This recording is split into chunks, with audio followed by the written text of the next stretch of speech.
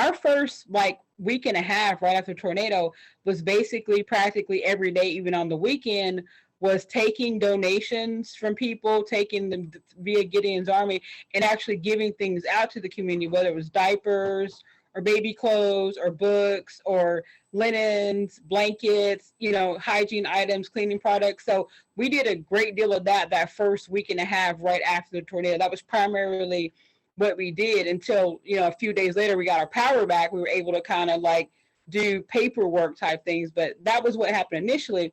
And so for the most part, a lot of what we've been doing is obviously like community support, and there's just been like financial assistance for people who are impacted by the tornado, whether they needed, you know, like their electricity bill paid, their water bill paid, what have you. You know, Catholic Charities is broken down by zip code. So generally we take a certain set of zip codes, but because the tornado happened, we started taking anybody in Davidson County basically who was impacted by the tornado. So it wasn't just the North Nashville people that we usually get. It was basically like whoever was impacted by the tornado, you can come in and you can get assistance.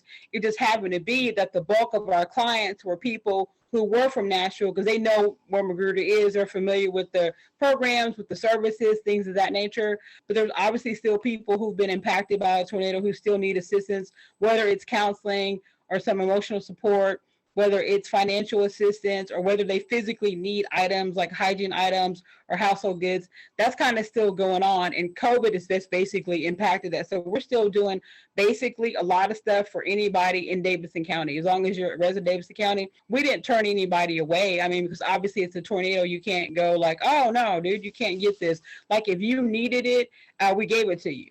A client who I'm still working with, so she's lived in her home, like the home that she owns is the home that she grew up in. So it went from like her parents to her.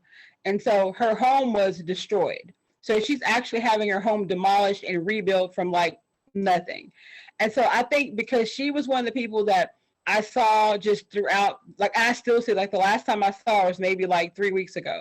So she's one of the people who like just struggled a lot. She's an older lady. She's in her mid 60s.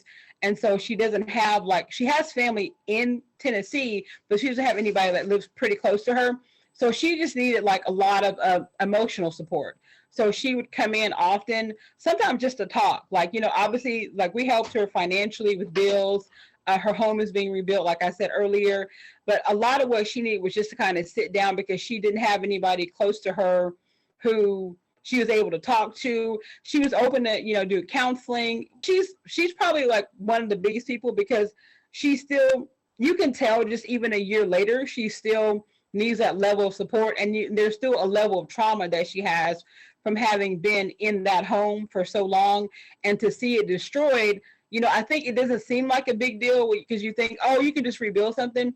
But when that's the house that you grew up in and that's the only home that you've known like for forever, and you've lived in North Nashville your entire life, like that's a big deal to see your home destroyed. And even though you can see it being rebuilt, she still, when she talks to me often, kind of talks about memories or things that happen in the home. And she understands that she still has the memories, but it's still, the house is going to be different. It's going to be good, a good difference, obviously a new home, but it's still, even something new, when you have old things, you can kind of look at something old and it takes you to a memory or to a place in your life.